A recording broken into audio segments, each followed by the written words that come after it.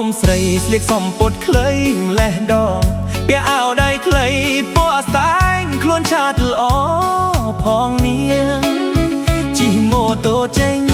ពីផ្ទះតាំងពីព្រឹកព្រៀងទៅរៀនមែនទេប្អូននាង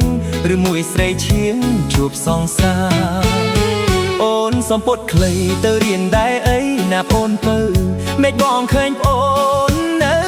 ក៏ដាច់ព្រែកលៀបជីវ៉ាក៏ហកទៅរៀនការពិតលួចមានសង្សារណាត់ជួបគ្នាដើរលេងណាគិតសាលាទៅរាល់ថ្ងៃ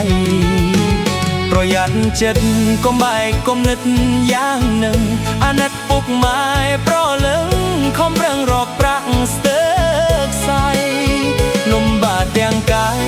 ទាំងចិត្តក៏ព្រោះស្រីថ្លៃសុំចិត្តទៅណាអូនស្រី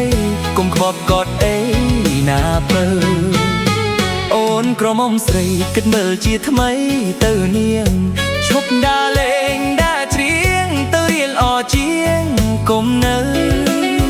ជិះម៉ូតូដប់អោបគ្នាតាមដងផ្លូវបោះបង់លេងមើលសៀវភៅឲ្យពុកម៉ែពើខ្មាស់គេ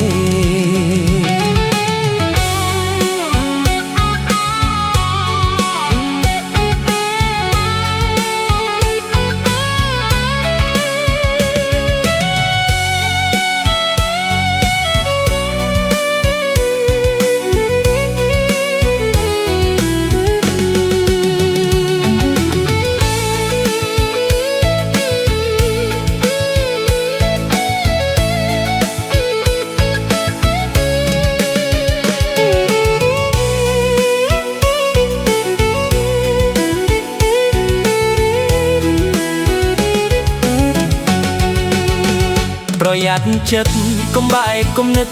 យ៉ាងនឹងអាណិតពុកម៉ែប្រលឹងខំប្រឹងរកប្រាក់ស្ទើរខ្សែលំបាកទាំងកាយទាំងចិត្តក៏ព្រោះស្រីថ្លៃសុំចិត្តទៅណាអូនស្រីកុំកត់អីណាពើអូនក្រមុំស្រីគិតមើលជាថ្មីទៅនាងឈប់ដើរលេងដើរច្រៀងទៅរៀនអជាងកុំនៅជិះម៉ូតូដប់